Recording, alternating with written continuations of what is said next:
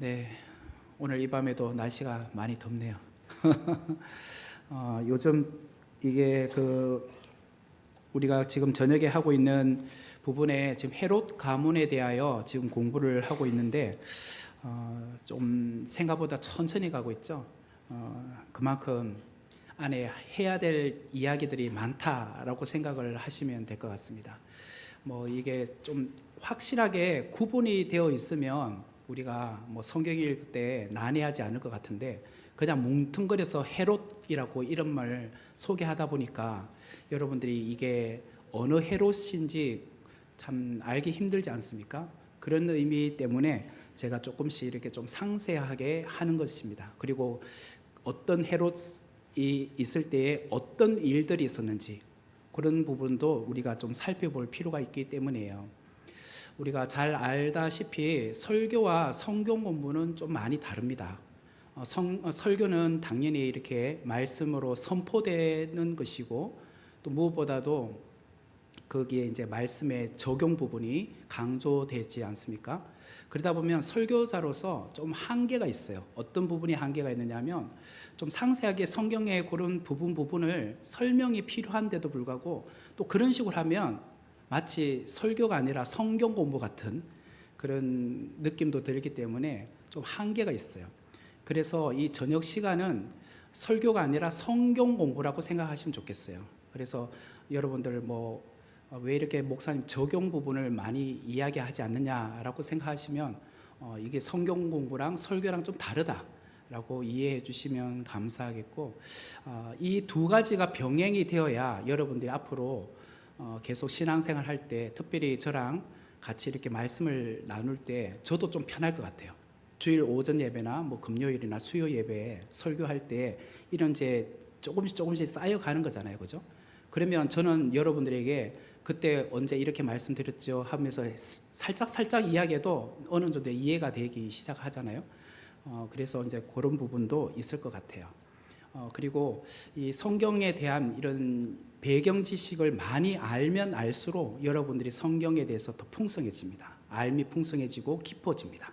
그런 의미에서 오늘 이 귀한 시간 다시 한번 배움의 시간 가졌으면 좋겠습니다.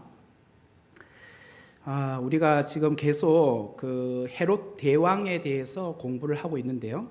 헤롯 대왕은 기본적으로 우리가 잘 알다시피 헤롯 대왕에게 있어서 가장 큰 업적은 성전을 이렇게 크게 다시 확장했다라는 것입니다. 예, 지금 나오고 있습니까? 이 화면이 안 나오죠? 왜 저게 롤러스케이트 이런 게 나올까? 전 오늘 놀이공원 가는 게 아닌데 지금 성경 보러 왔는데. 네네. 어떻게 한번 선을 뺐다가 꽂았다가 해볼까요? 네네.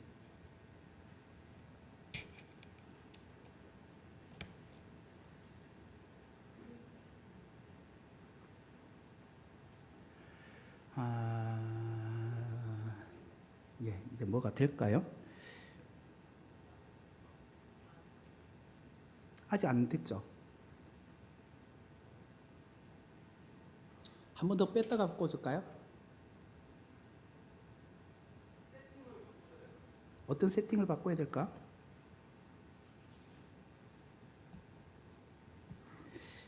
네, 조금만 기다려 주십시오. 제가 뭘 할 줄 몰라가지고 재밌게 놀아야 되는데 이게 잘 안 되네.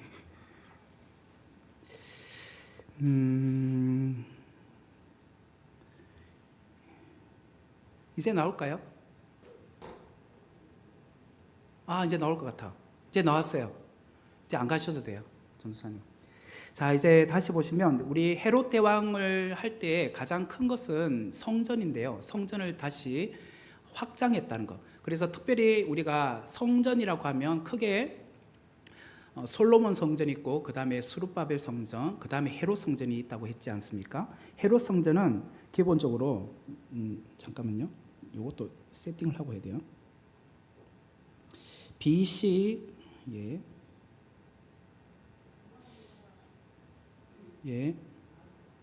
나오고 있습니다. 잠깐만 기다려 주세요. 정말 잘 안 되네요. BC 좀 크게 하고 싶은데 이게 참. 네, 나오곤 있죠.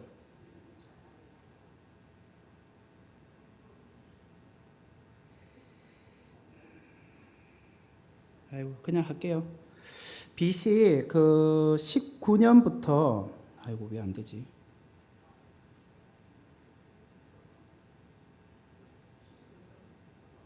예. BC 19년부터 AD 63년까지 이제 성전을 이렇게 공사를 하게 되었다라고 했습니다. 그러다가 헤롯 대왕 때에 이 공사가 시작되어서 결국 언제 완공이 됐냐면 AD 63년이 헤롯의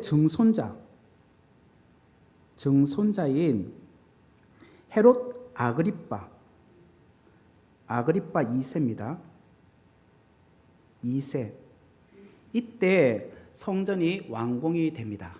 아그리빠 2세 때 성전이 완공이 되는데요. 그렇지만 우리가 계속 이야기했지만 AD 70년에 로마의 디도 장군에 의해서 성전이 다시 파괴가 됩니다. 그러니까 결국은 이렇게 오랜 기간 동안 거의 한 80년 넘죠. 기간 동안 성전이 이렇게 재건되면서 잘 지었지만 결국 7년 정도밖에 그것을 유지하지 못했다라는 것이죠. 예수님께서 말씀을 하셨습니다. 마가복음 13장 1절과 2절에 보시면 예수께서 성전에서 나아가실 때에 제자 중 하나가 이르되 선생님이여 보소서 이 돌들이 어떠하며 이 건물들이 어떠하냐 하니까 라고 했더니 예수님께서 내가 이 큰 건물들을 보느냐, 이게 곧 성전을 말합니다. 돌 하나도 돌 위에 남지 아니하고 다 무너지게 된다, 이 말을 하게 되었다라는 것이죠. 결국은 이제 예수님께서 이 말씀을 하셨을 때는 AD 한 30년 정도 되죠. 27년에 공생애를 시작했으니까 이게 마가복음 13장이 이제 공생애 말기 정도 되니까 한 3년이 또 지난 거죠. 그래서 AD 한 29년에서 30년 이때 말씀을 하셨으니까 아까 AD 63년까지 지어진다고 하니까 이제 앞으로 한 30여 년, 40여 년 또 지나면 이제 성전이 완전히 무너지게 되는 거죠. 거기에 대한 이제 이야기를 예언을 한 것입니다. 자, 보시면은 성전은 기본적으로 무엇을 우리가 기억을 해야 되느냐? 잠깐만요. 잉크는 되는데 굵기가 지금 제가 좀 크게 하고 싶은데 안 되네. 자, 어쩔 수 없습니다. 여기 보시면 성전이 있는데 이쪽 면이 동쪽입니다. 동쪽. 아유, 크게 하면 좋겠다. 그죠? 보여요? 예, 그럼 보인다면 다행이고요. 그러면 그냥 할게요. 이쪽이 동쪽이고 이쪽이 서쪽이에요. 서쪽인데, 자, 지금 보면은 지금 잘 보이실지 모르겠는데요. 주여, 저에게 힘을 주소서. 그때는 펜을 사용할 줄 알았는데 이게 또 안 돼. 이제 됐다. 됐어요. 이제 잘할게요. 예, 이쪽이 동쪽이고 이쪽이 서쪽인데 원래는 이쪽이 전부 다 중앙 골짜기가 있었다고 했잖아요. 중앙 골짜기가 있었는데 이걸 메꾸면서 이제 마을들이 들어섰습니다. 마을들이 들어섰는데 우리가 여기 보면은 이쪽을 잘 보셔야 돼요. 이쪽이 서쪽 벽인데 서쪽 벽에 이렇게 되어 있는 요렇게 되어 있는 요거를 잘 보셔야 돼요. 이게 오늘날 남아 있는 것이에요. 그러니까 정확하게 남아 있는 거는 지금 내가 이렇게 한 것이 아니라 정확하게는 이 벽이 남아 있어요. 이 벽, 이쪽 벽면. 그러니까 결국은 이 모든 게 다 모양이 다 바뀐 거예요, 지금. 이쪽 벽만 살려놨어요. 이게 무엇이냐면 AD 63년에 로마의 디도 장군이 성전을 와서 그냥 다 무너뜨렸어요. 그렇게 오랜 기간 동안 성전을 재건했지만 헤롯 성전을 다 무너뜨리고 겨우 남겨놓은 것이 이쪽 서쪽 벽이에요. 이쪽 서쪽 벽을 그냥 샘플로, 쉽게 말하면 시청각 교육 자료로 남겨놨어요. 봐, 이 로마가 와서 네 모든 것을 다 무너뜨렸어. 그러면서 우리는 힘이 있단 말이야. 그러면서 요것만 그냥 살짝 남겨놓고 벽만 남겨놓고 모든 것을 다 없애버렸어요. 그러니까 안에는 내용물들이 거의 다 이제 없어진 거죠. 자, 그래서 이쪽 서쪽 벽이 중요합니다. 그래서 서쪽 벽이라고 하는데, 서쪽 벽, 이것을 오늘날로 우리로 말하면 통곡의 벽이라고 합니다. 어떤 사람은 그래요. 이스라엘 가봤니? 그럼 예루살렘 가봤어? 가봤어. 너 서쪽 벽 가봤니? 서쪽 벽이 뭐야? 서쪽 벽 하면 잘 몰라요. 통곡의 벽 말이야. 통곡의 벽 가봤어? 통곡의 벽 가봤지. 근데 일반적으로는 통곡의 벽이라고 하지 않고 서쪽 벽이라고 하는 거예요. 서쪽 벽도 이 전체적으로 여기까지가 서쪽 전체 벽이라면 그 중에 일부 요것만 남겨놨단 말이에요. 일부만. 그러니까 거의 다 없애버린 거죠. 자, 그러면 그 다음 화면을 보면 지금 이제 성전 이쪽이 동쪽이에요. 동쪽이기 때문에 여기에 이제 감람산이라고 되어 있어요. 이렇게 감람산을 이렇게 그림 났고, 이쪽이 서쪽이에요. 서쪽이니까 여기 이제 마을들이 전부 다 들어서 있잖아요. 그죠? 그러니까 중앙 골짜기를 다 메꿨잖아요. 그 중에서 여기서부터 여기까지 벽만 남겨놨단 말이에요. 그래, 이 벽들 다 없애버리고 이거 다 없애버렸다는 거예요. 이걸 다 날려버렸다고, 날려버렸어요. 그러니까 얼마나 지금 성전이 지금 모양이 하나도 없어졌는지 알게 되겠죠. 그러니까 여기만 살짝 남겨놓은 거예요. 여기만. 자, 그것을 다시 이제 그 화면으로 보면 이쪽에 이 벽이에요. 이 벽. 이 벽만 지금 남겨놓은 거예요. 그러니까 여기도 보세요. 이게 벽이라는 개념이 하나도 없어졌잖아요. 지금 다 지금 모양이 다 바뀌었어요. 지금 가보면. 그리고 뭐 사실 그 위에 보면 예루살렘 성전이 있었던 것도 이제 모슬렘 사원으로 바뀌었어요. 이게 이제 황금돔이라고 합니다. 지금은 황금돔이라고 하지만 결국은 이것만 솔로몬 때부터 헤롯 성전까지 그 문형이 그대로 남아 있는 거예요. 샘플로 그냥 딱 남겨놓은 거예요. 이게 AD 70년 디도 장군이 그냥 샘플로 남겨놓은 거예요. 다 무너뜨리고. 그러니까 다시 말하면 이스라엘 백성들은 당연히 솔로몬 때부터 헤롯 성전이 무너지기까지는 가장 거룩한 곳을 어디로 봅니까? 지성소죠. 지성소가 가장 거룩한 곳이죠. 거기는 아무나 들어가는 것이 아니죠. 대제사장만 들어가는 곳이고, 또 성전에 뜰이 있잖아요. 그것도 가면은 다시 앞쪽으로 보면 여기 이제 성전의 뜰을 보면은 기본적으로 위쪽을 이방인의 뜰이라고 합니다. 이방인의 뜰이고, 그 다음에 성전으로 들어가면서 이제 여인의 뜰이 나오고, 여인의 뜰에서 조금 더 안쪽으로 들어가면 이스라엘의 뜰이라고 해서 남자들만 들어갈 수 있는 거예요. 거기서 조금 더 안쪽으로 들어가면 제사장들만 들어간다 해서 제사장의 뜰이 나와요. 그리고 제사장의 뜰에서 이제 안쪽으로 들어가면 성소와 지성소가 나옵니다. 지성소는 또 대제사장만 들어갑니다. 그러니까 거기가 제일 거룩한 곳이에요. 그러나 이것이 다 무너졌잖아요. AD 70년 디도 장군에 의해서 다 무너지면서 결국은 지금은 거룩한 곳이 하나도 없어진 거죠. 그리고 거기에다가 이렇게 모슬렘 사원을 지어놨으니 거룩한 곳이 없죠. 정확하게 이스라엘 사람들은 지금 지성소의 위치가 어딘지를 몰라요. 대충 감 잡아가지고 여기쯤이라고 생각하는 거예요. 그래서 저도 여기 가봤지만 여러분 혹시 예루살렘 가서 통곡의 벽을 가게 되면 여기 보면 이제 여기 통로가 있어요. 통로. 요 지금 문이 잘 보이는지 모르겠지만 하여튼 여기 있네. 여기 보면 구멍이 있어요. 이렇게 구멍 몇 개 보이죠? 보면 한 4개인가 이렇게 이런 식으로 지금 문이 있을 거예요. 이렇게 보면 이렇게 해서 들어가요.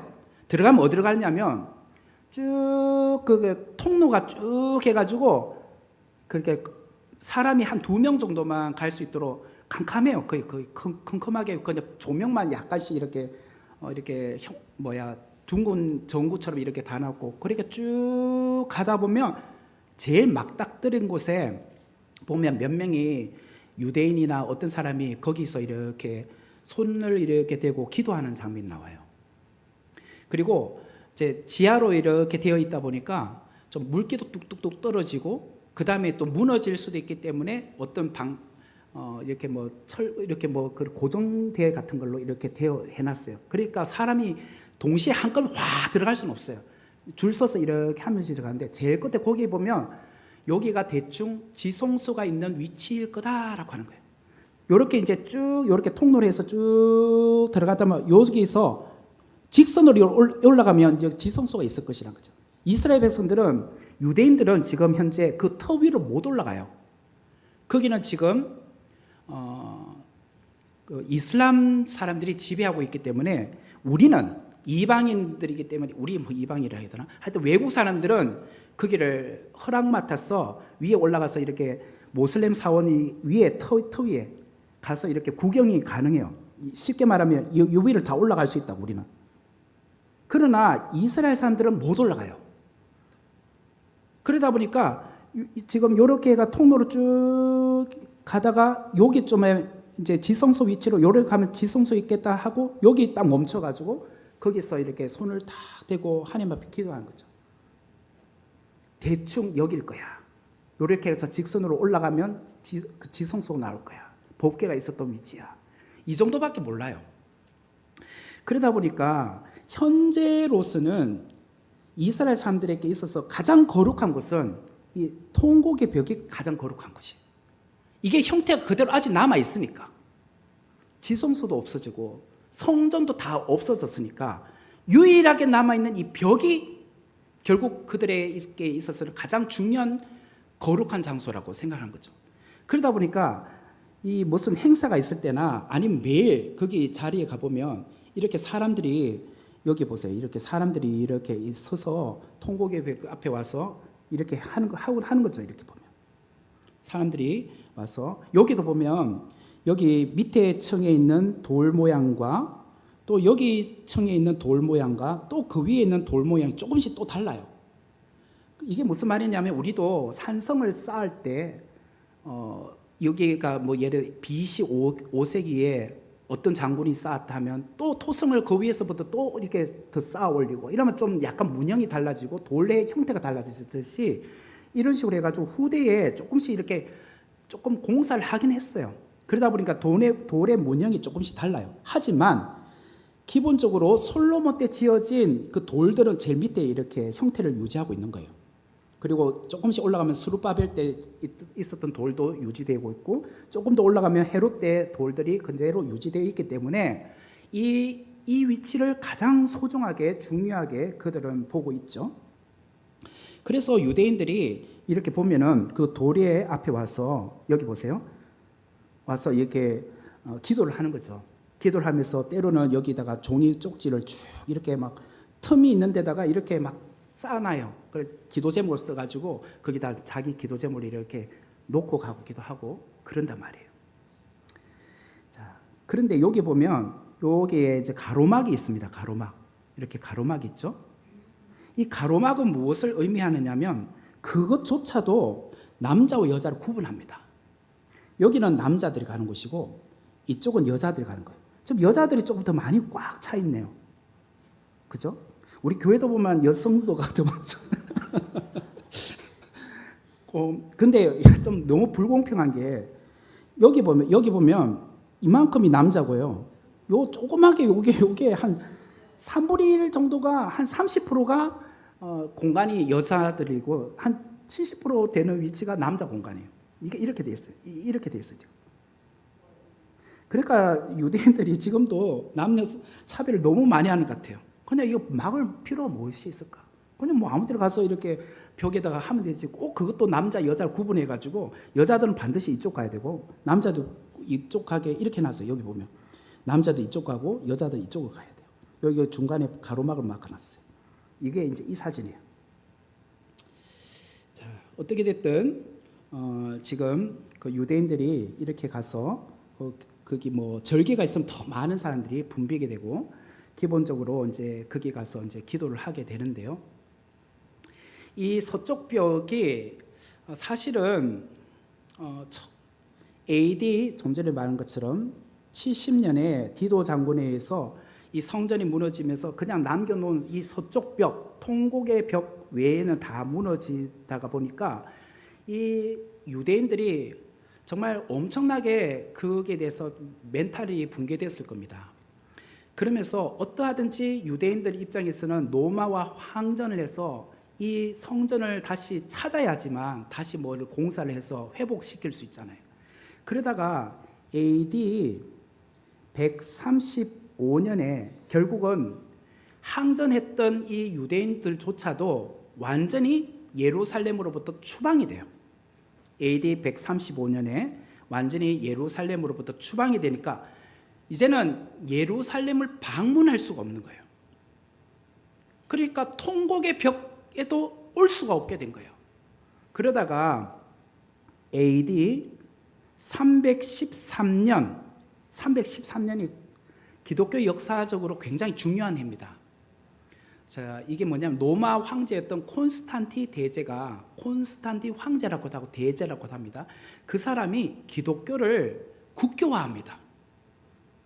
그동안 로마는 기독교를 탄압을 했잖아요. 뭐 네로 황제나 뭐 이렇게 글라우디오 황제나 우리 성경에 나오잖아요. 글라우디오 황제, 네로 황제 같은 경우는 기독교를 얼마나 탄압을 했습니까? 그런 와중에 AD 313년에 콘스탄티 대제가 황제가 기독교를 국교화하면서 유대인들이 비로소 정식적으로 예루살렘을 방문할 수 있는 길이 열렸어요. 그런데 언제 주로 많이 방문을 했느냐면 성전 멸망 추모일, 이게 아보월 9일이라고 합니다. 아보월. 이 아보월이란 것은 나중에 제가 절기 이야기할 때 제가 아보월이 몇 월 달이고 뭐 그런 이야기를 할게요. 성경에 보면 뭐 아다르월, 뭐 티시리월 뭐 이런 게 있어요. 이게 뭔지에 대해서는 제가 차후에 말씀을 드릴게요. 아보월 9일이 성전 멸망 추모일인데 저 멀리 떨어져 있었던 유대인들이 이제 드디어 이곳을 방문하게 되었어요. 그러다가 AD 425년에 이제 유대인들이 예루살렘에도 살 수 있는 것이 허용이 됐어요. 예루살렘에도. 그러니까 아까 말했는 건 AD 135년에 예루살렘에서 모든 유대인들은 추방이 당했으나 그러다가 AD 313년 콘스탄티 황제 때에 방문의 길이 열렸고 그리고 한 100여 년 후인 425년에 유대인들이 예루살렘에서 살 수 있는 길이 열린 거예요. 그러면서 그들은 매년 이제 통곡의 벽에 와서 언제든지 자유롭게 기도할 수 있는 길이 열렸단 말이에요. 이게 결국 425년 되었어야 비로소 이 길이 열린 거예요. 그러다 보니까 이들이 와서 이 통곡의 그때는 뭐 통곡의 벽이라고 개념이 없었어요. 그냥 서쪽 벽에 와서 다들 거기 성전의 벽에다가 손을 대고 기도 제목을 꽂으면서 무엇을 했겠습니까? 하나님, 우리 유대인들이 성전이 무너져서 그동안 떠돌이 생활을 우리 하고 있지 않았습니까? 이 성전이 폐허가 되지 않았습니까? 이게 곧 우리가 하나님 앞에 죄 지어서 온 결과이지 않습니까? 하나님, 다시 우리가 하나님 말씀으로 돌아와 회복되게 해달라고 그 벽 앞에서 통곡하며 울기 시작한 거예요.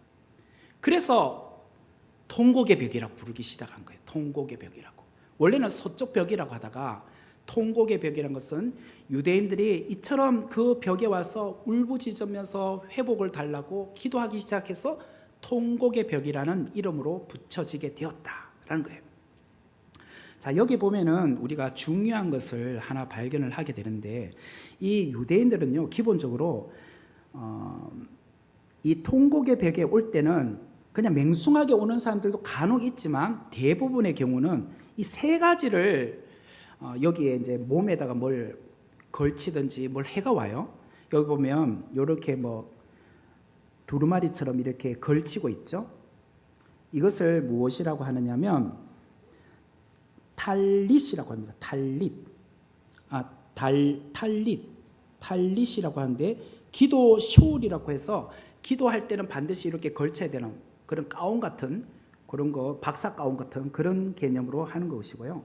그 다음에 테플린이라고 있어요. 테플린, 이제 교환을 보시면 돼요. 테플린이라고 해서 그는 성구함이에요. 성구함. 그것도 이게 뭐냐면 여기 손에다가 이렇게 검정색으로 이렇게 띠두르고 있는 거, 머리에 보면 이렇게 또 띠두르고 있는 거, 그건 조금 이따 제가 설명드리겠습니다. 그걸 또 해야 되고, 그 다음에 키파라고 해서 모자를 씁니다. 이게 뭐 테두리가 없는 그냥 핀으로 이렇게 꼽는 거예요. 그게 이제 제가 이제 하나 사가 왔어요. 이게 요게 이제 이스라엘 가서 직접 샀는데 요거를 요 머리다 요렇게 해요. 이쁩니까? 예, 요 핀 요 꽂아 가지고 이렇게, 이거는 이스라엘 국기가 있고, 그래서 이게 이거예요. 이거 머리 보면 이런 식으로 했는 것을 이렇게 머리에 꽂고, 그 다음에 좀 전에 말한 것처럼 여기 이제 두루마리처럼 뒤에다가 어깨에 걸쳐서 큰 타월 같은 거 해서 이것을 탈릿이라고 하고, 그 다음에 여기 머리하고 여기 손에 이렇게 검정색 뭐 테이프처럼 바르는 거 있죠. 이것을 테필릿이라고 합니다. 테필릿. 이렇게 기본적으로 세 가지를 유대인들은 그 통곡의 벽 앞에 갔을 때 이렇게 행위를 하는 겁니다. 자, 그러면 하나씩 제가 설명을 드릴게요. 이게 무엇인지.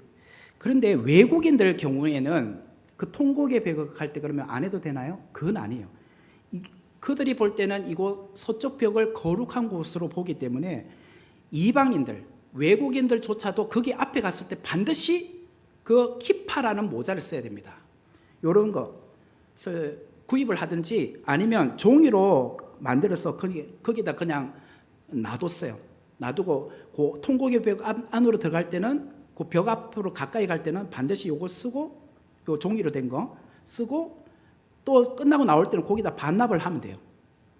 그래서 오바마 대통령 같은 경우도 그 통곡의 벽 갈 때 반드시 쓴 거죠. 저도 그때 갔을 때 다 그걸 쓰게 하더라고요. 그 앞에 가려면 반드시 이 키파라는 모자를 써야 돼요. 안 쓰는 사람 아무도 없어요. 그렇게 해서 되어 있는데, 자, 그러면은 제가 키파라는 것은 무엇인지 먼저 설명을 드리면은,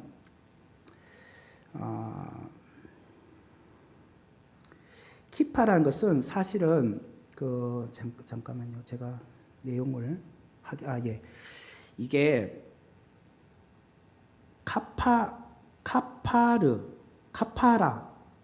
카파라는 이게 히브리어 단어가 있는데, 아까 요 키파랑 거의 글자가 비슷하죠.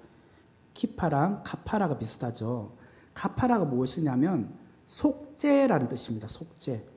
히브리어로 속죄가 카파라인데 아마 여기서 키파라는 모자가 나온 것 같아요.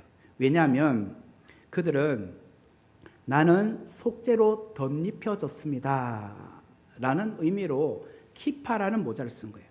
하나님, 저는 죄인이나 하나님의 손에 의해서 내 죄가 속죄가 덧입혀졌습니다. 죄가 덧입혀졌습니다. 뭐 그런 식으로 개념으로 이렇게 하면서 그 키파 모자를 유대인들은 평소에도 쓰고 다닙니다.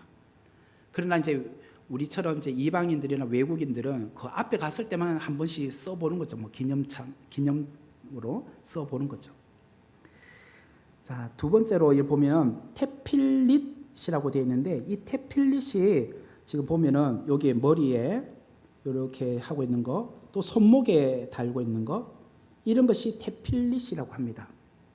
이게 무엇이냐면 신명기 6장의 말씀에 근거해서 나온 거예요.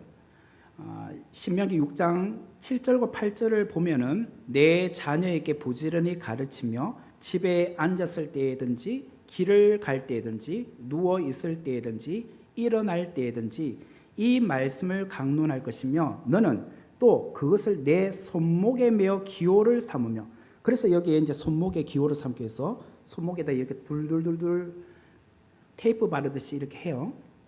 그리고 내 미간에 붙여 표를 삼으며, 그래서 이 머리에 미간에다 붙이고 있는 거죠. 이게 이제 어떻게 되어 있느냐면 이렇게 두 개죠. 하나는 손목, 하나는 머리. 정수리 여기 머리에.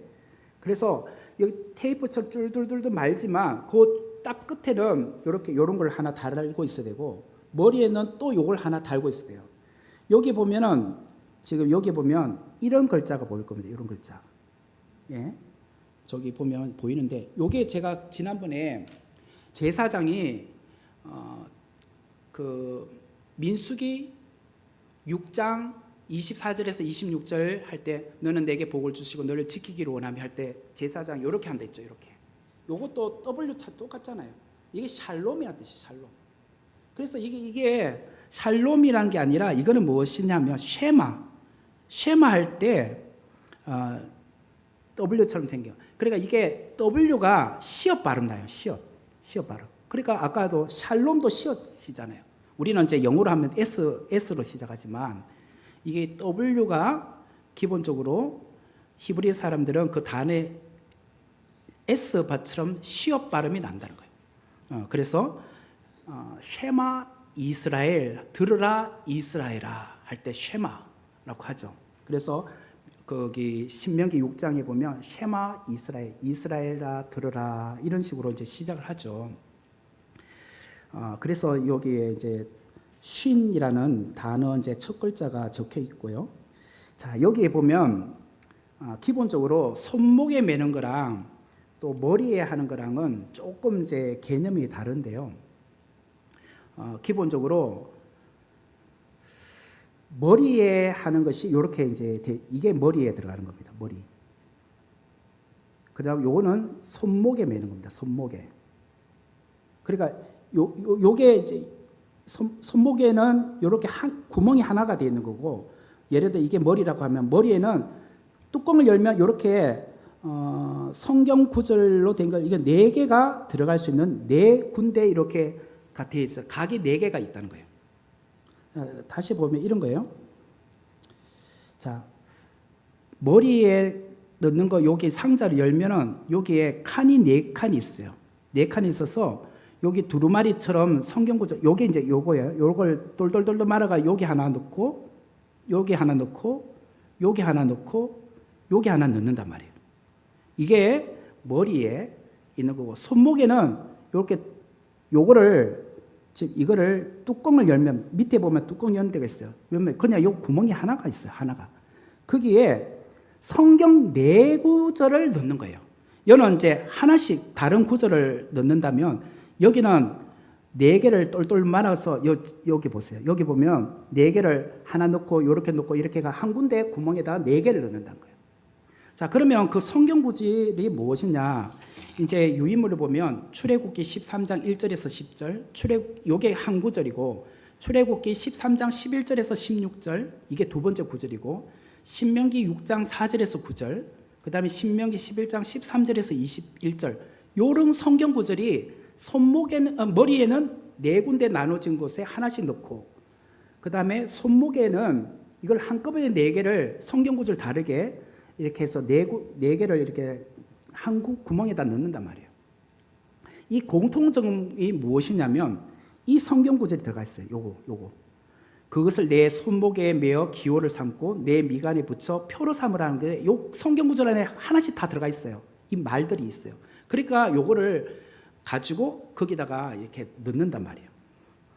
그러니까 결국은 그들은 다시 앞으로 보면 그거죠. 이렇게 여기에 머리에는 4개로 나눠져 있는 요 성경 구절 4개를 넣고 요 손목에 여기 보면 여기다가나 내가 요 한 구멍에다가 넣는단 말이에요. 그러면서 평소에도 나는 이 성경 말씀을 나는 내 머리에나 내 손목에나 메고 다니겠다는 뜻이잖아요. 그만큼 그 말씀을 귀하게 여기겠다는 것이죠. 그러니까 작게 만든 종이 두루마리로 이렇게 해서 똘똘똘똘 말아서 거기다 넣는단 말이에요. 이게 테필린이라고 해요. 테필린. 자, 그 다음에 이제 보면은 그것만 있는 게 아니라 우리가 집집마다 과거에는 문패들이 있었잖아요. 문패. 그래 이 문패가 이거예요. 문패에 이런 것에 여기도 보면 쉰이라는 이런 W처럼 되는 이게 있어요. 이거 쉐마 이스라엘 하는데 이게 매주자로 갑니다. 이거를 단어로 매주자. 이거는 신명기 6장 9절에 보면 또 내 집 문설주와 바깥에 기록하라. 여기다 그 성경 구절을 넣는단 말이에요. 그래서 지금 이 유대인이 이제 집에 방문해서 이것을 지금 문설주에다 이렇게 붙여주는 거예요. 너 집에 내가 붙여주겠다 하고 다른 사람들은 기념으로 찍고 있죠. 우리가 쉽게 말하면 이런 거예요. 누군가 우리 교회 등록을 했어. 그럼 우리가 신방을 가죠. 목사가 신방을 가서 우리 교회 이제 교인돼서 그다 문패 달아준 거예요. 선목교회 교인 문패를 딱 달아준 거하고 똑같은 거예요. 이게 매주자를 달아준다라고 생각을 하시면 돼요. 그렇게 그러면 이거는 결국은 나 유대인이라는 표를 내는 거죠. 나는 유대인으로서 이렇게 산다. 뭐 그런 꼭 유대인이 아니어도 뭐 할 수 있습니다. 이거 팔더라고요. 쿠팡에도 팔고 하니까 필요하시면서 구입을 하셔도 됩니다. 여러분들도 뭐 기념삼아 집에다 하나 붙여놓어도 될 것 같습니다. 자, 그리고 이 성전에 대한 이제 이야기를 조금 더 할게요. 지금은 이제 헤롯 성전이 다 무너지고 이곳에 지금 이 모양의 황금돔이라는 것이 있는데 이게 이제 역사를 조금 설명을 드리면 여기다가 이제 설명을 드릴게요. 아까 그 부분에 대해서 아까 AD 70년에 이제 노마디도 장군에 의해서 완전히 다 무너지고 통곡의 벽 서쪽 벽만 남겨놓았다고 했습니다. 그러다가 그 이후에 이제 성전을 노마는 거기다가 얼마나 악했느냐면 주피터 신전을 세웠어요. 주피터 신전. 그 우리 안티오쿠스 에피파네스는 돼지머리 갖다 놨다고 했죠. 헤롯에 헤롯이 아니라 그 헬라 제국 거기 그 왕이었던 안티오쿠스 에피파네스는 돼지머리를 갖다 놓고 했다 해서 제우스 신의 그 신전처럼 했다고 하면 그건 헬라 제국이었어요. 그러나 로마 제국은 거기다가 주피터 신전을 세워놨다는 거예요. 그리고 동로마 제국 시대 때는 로마 제국 시대 때는 이 성전을 쓰레기 하치장을 썼대요. 얼마나 지금 모욕을 하는 겁니까? 그러다가 638년에 이슬람 이제 제국이 바뀌었어요. 이슬람 제국으로 바뀌었어요. 이슬람 제국에 오마르 왕이라는 사람이 오마르라는 이 왕이 예루살렘을 정복한 이후에 이 사람이 691년에 거기다가 바위돔 사원을 만들었어요. 그래서 이게 오늘 황금돔의 하나의 모형이 된 거예요. 그 전까지는 성전이 다 무너져 있었어요. AD 70년에 다 무너져서 아무것도 없다가 드디어 AD 691년에 이슬람의 오마르라는 왕이 거기다가 바위돔이라고 해서 거기다가 하나 만들어 놨단 말이에요. 그러다가 이 바위돔이 결국은 그때는 황금돔이 아니었어요. 그렇게 오다가 1963년까지 그것이 그냥 바위돔으로 있었어요.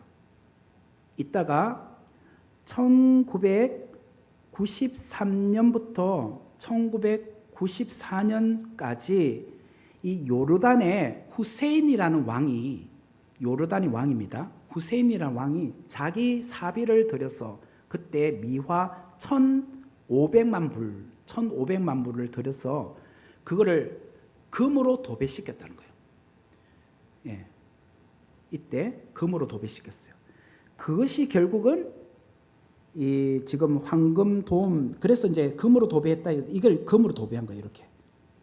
그래서 그것이 지금 황금돔이라고 합니다. 황금돔. 그래 지금 형태는 1993년부터 1994년까지 요르단의 왕이었던 후세인에 의해서 그 사람의 사비인 미화 1,500만 불을 가지고 여기다가 금색으로 이렇게 금으로 도배를 했다라고 이제 보시면 돼요. 그것이 오늘 황금돔 알 악사 사원이라고 합니다. 알 악사 사원. 황금돔 알 악사 사원.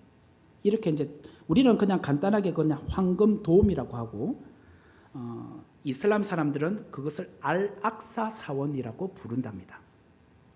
그러다 보니까 이 지역은 지금 3대 종교의 성지입니다. 뭐 당연히 유대교죠. 예루살렘 성전이 솔로몬 때 지어졌으니까. 그리고 기독교죠. 이 예루살렘은 예수님이 고난 받으시고 십자가에 달려 돌아가신 곳이 이 골고다 언덕이 이 근방에 있어요. 그것도 있으니까. 그리고 또 하나는 이슬람교도 성지입니다. 우리가 뭐 유대교나 기독교는 기본적으로 아브라함의 후손들이죠. 그래서 아브라함이 이삭을 번제로 바쳤던 이 모리아산, 이곳이 성전이 지어진 곳이죠. 이 모리아산에 번제단이 있었을 거 아닙니까? 그 바위를 거기에 지성소로 마련한 거예요. 그렇기 때문에 아까 바위돔이라고 했잖아요. 바위돔. 그것을 이제 성지로 가장 중요하게 했고, 또 다윗이 인구 조사를 했을 때 연병이 멈췄는데 이곳이 곧 아라우나의 타작마당이었다라고 해서 그 밭을 사는 거예요. 그것이 결국 솔로몬 때 성전이 지어지는 곳이 되는데, 그러면 왜 이슬람교에게도 성지냐? 왜 그들이 알락사 사원이라고 하고 이것을 성지로 부르냐면, 이슬람교의 예언자가 무하마드입니다. 무하마드. 이 무하마드가 가브리엘 천사가 나타나서 그 어두운 밤 가운데 사우디 아라비아 메카에서부터 함께 걸어서 이곳 예루살렘 성전상까지 왔다는 거예요. 그러다가 그 예언자 무하마드가 이곳 바이돔 이 위치에서 하늘로 승천을 했다는 거예요. 그렇게 믿고 있어요. 유대교와 기독교는 아브라함이 이삭을 번제로 바친 그 바위가 있다고 해서 그렇게 믿는데, 그 바위에서 무하마드는 승천했다고 하는 거예요.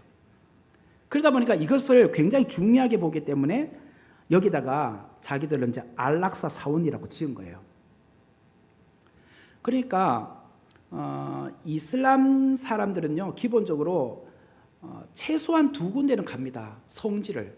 하나는 사우디아라비아에 있는 메카, 거기는 이제 무하마드가 탄생하고 자란 곳이기 때문에 성지로 보고, 또 하나는 이 예루살렘, 그 무하마드가 승천한 곳이기 때문에 이 두 군데는 꼭 성지 순례를 떠나는 거예요. 그들은 그만큼 중요한 곳으로 여기는 거죠.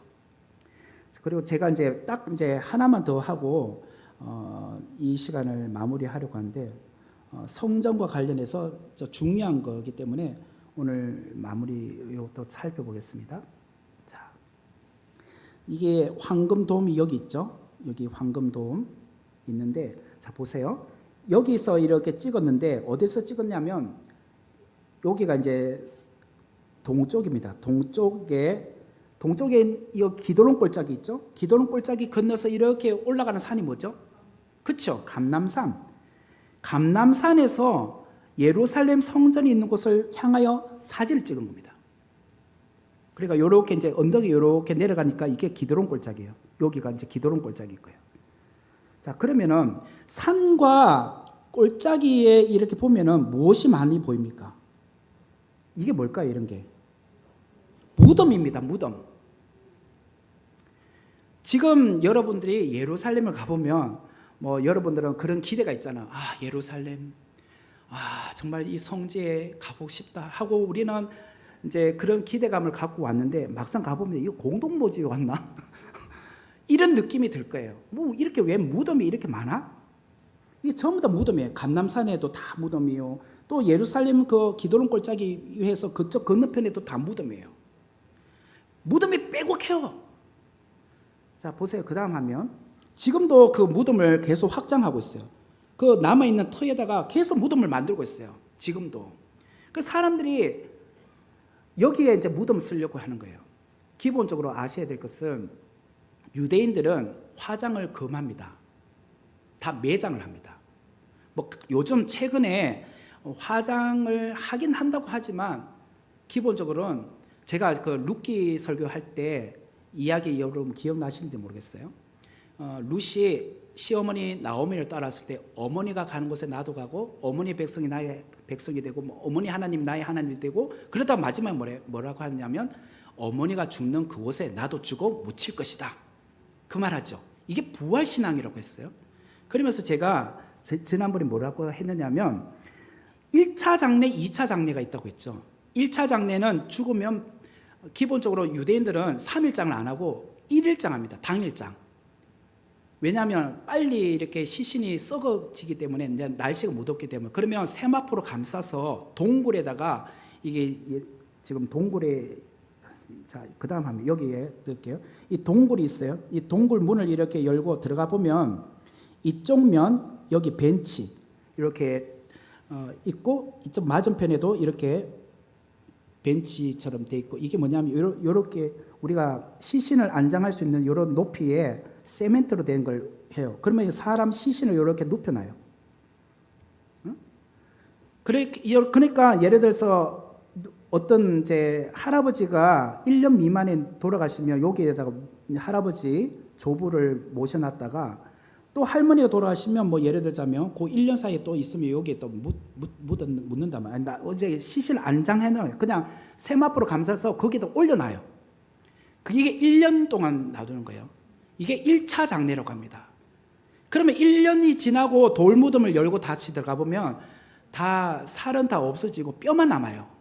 뼈만 남으면 거기 이제 요 밑으로 가면 뭐가 있느냐면 여기 또 굴처럼 조그만 또 밑으로 내려가는 웅덩이가 있어. 거기 보면 오슈아리 상자라고 있어요. 오슈아리 상자. 여기다가 뼈를 모아요. 그러면 할아버지 뼈, 할머니 뼈, 뭐 아버지 뼈, 어머니 뼈, 결국 또 나도 내 뼈도 들어가겠죠. 그게 뭐냐면 조상에게로 돌아간다고 하는 거예요.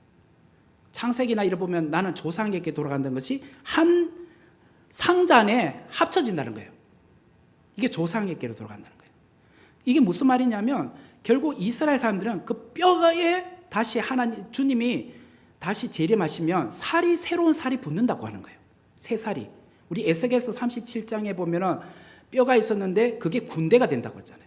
이게 살이 붙고 생기가 들어와서 군대가 되는 것처럼 그런 개념으로 이게 다시 이제 1차 장례는 1년간 거기 시신을 놔뒀다가 2차 장례가 뭐냐면 오슈아리 상자에다 뼈를 넣는 거. 이게 2차 장례. 1년 후에. 기본적으로는 이스라엘 사람들은 매장입니다. 매장. 그러니까 못 사는 사람이라 이렇게 형편없는 사람은 평토장을 쓰는 거죠. 그냥 바닥에다가 우리처럼 그 둥글게 이렇게 무덤하는 것이 아니라 평토장을 하면서 이게 무덤이라는 것을 알려주기 위해서 위에다가 해칠하는 거죠. 해칠하면 이게 무덤이구나 하고 거기에 밟지 말고 가라는 뜻이에요.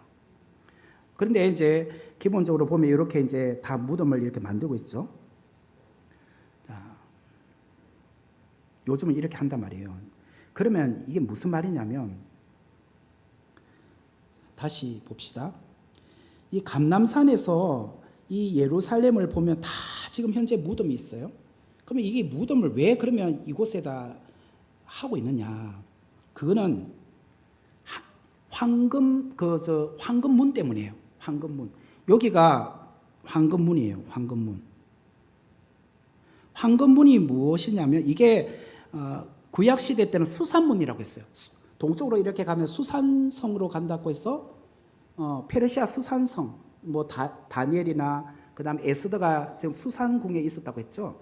그것을 황금문이랑 똑같은 그거예요. 문인데 이걸 지금 보면은 막아놨어요. 여기 보세요. 이게 황금문인데 이게 문을 막아놨죠. 돌로 그냥 다 막아놨어. 이 황금문이 무엇을 의미하느냐면 예수님께서 감람산에 있을 때 종려주일이 되었을 때 그 벳바게에서 나귀 타고 이렇게 감람산 건너와서 예루살렘 입성할 때 이 황금문을 통해서 입성한 거예요. 근데 이걸 지금 막아놨다고. 누가 막았느냐? 이슬람 사람들이 막았어요. 예수님께서 다시 재림하시면 당연히 황금문을 통해서 들어간다고 생각하는 거예요. 그래서 이 무덤을 보면은 기본적으로 이거는 지금 어디에 있는 무덤이 있냐면 감람산이에요. 지금 감람산.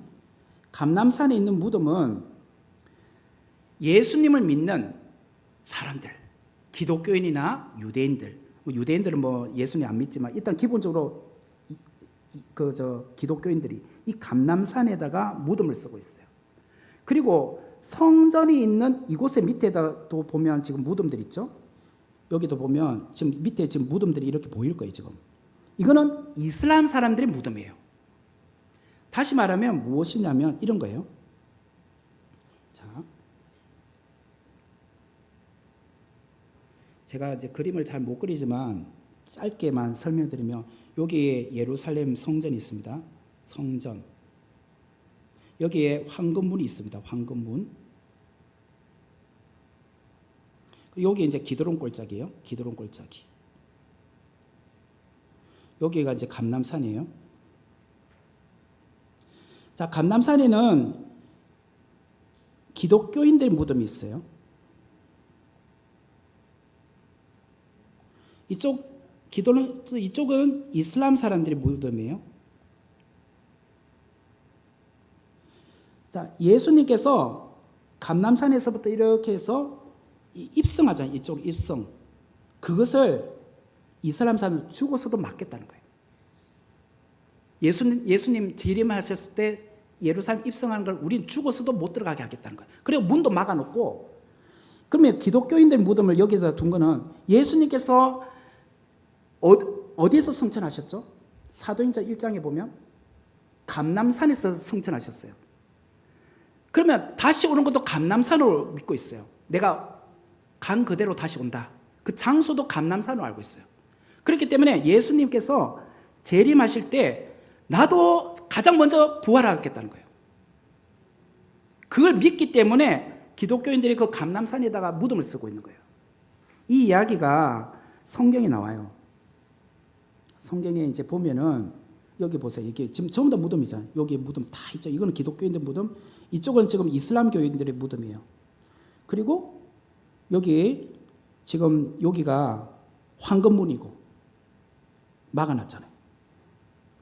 자, 그게 지금 이게 무엇이냐면 사도행전 1장 9절에서 12절 보면, 자, 제가 읽어볼게요. 이 말씀을 마치시고 그들이 보는데 올려져 가시니 구름이 그를 가리어 보이지 않게 하더라. 올라가실 때에 제자들이 자세히 하늘을 쳐다보고 있는데 흰 옷 입은 두 사람이 그들 곁에 서서, 자, 갈릴리 사람들은 어찌하여 서서 하늘을 쳐다보느냐? 너희 가운데서 하늘로 올려지신 이 예수는 하늘로 가신 그대로 오시리라. 제자들이 감람원이라는 산, 이게 감람산이에요. 그래서 예루살렘에 돌아오니 이 산은 예루살렘에서 가고서 안식일에 갈 만한 거리다. 예수님께서 감람원이라는 산인 감람산에서 승천하셨단 말이에요. 이 예언이 스가랴서에 나와요. 스가랴서 14장 4절에 보면 그날에 그의 발이 예루살렘 앞 동쪽 감람산에 서실 것이요. 감람산은 한 가운데가 동서로 갈라져 지진이 난다는 거예요. 매우 큰 골짜기가 되어서 산 절반은 북쪽으로, 산 절반은 남쪽으로 옮겨진다. 주님께서 오실 때에 이 감람산이 두 쪽으로 난다는 거예요. 그리고 예수님은 그 감람산에서 올라가셨고, 이 예언들이 있기 때문에 그 감람산에는 기독교인들의 무덤을 쓰고 있고, 또 성전이 있는 그 밑으로는 이슬람 사람들의 무덤을 쓰고 있단 말이에요. 그 기독교인들은 예수님께서 다시 오실 때 우리가 가장 먼저 들림받자, 부활하기를 소망하고 있고, 이쪽 사람들은 그 부활하신 예수님을 막아보자. 죽어서도 막자, 이 말이에요. 그래서 지금 이제 예루살렘 가보면 그 동쪽이 완전히 다 무덤이 있어요. 그러니까 여기는 명당 자리입니다. 지금 무덤 하나라도 더 쓰려고 기독교인들은 감람산에서 조금이라도 평소 있으면 거기다가 돈 몇 천만을 주고서라도 무덤 쓰려고 해요. 네, 그러니까 아까 어떤 사람이 깽기로 무덤 만들고 있죠. 지금 그러고 있어요. 얼마나 참 이 예루살렘이 참 우리가 볼 때 참 아픔이 많은가라는 생각이 들죠. 그런 이야기를 오늘 했습니다. 우리 또 다음 시간에 하도록 하겠습니다. 기도하고 마치겠습니다. 은혜로 오신 하나님 감사합니다. 또 주신 말씀 저희들이 또 배우며 또 이 말씀을 통하여서 성경에 대한 알과 지식이 풍성해지길 원합니다. 돌아가는 발걸음 안전하게 지켜주시고 한 주간도 또 8월 마지막 주간 또 무더운 날씨 가운데서도 지치지 않도록 도와주시고 또 믿음으로 살아가게 하여 주옵소서. 예수님의 이름으로 기도합니다. 아멘. 예, 안녕히 돌아가시기 바랍니다.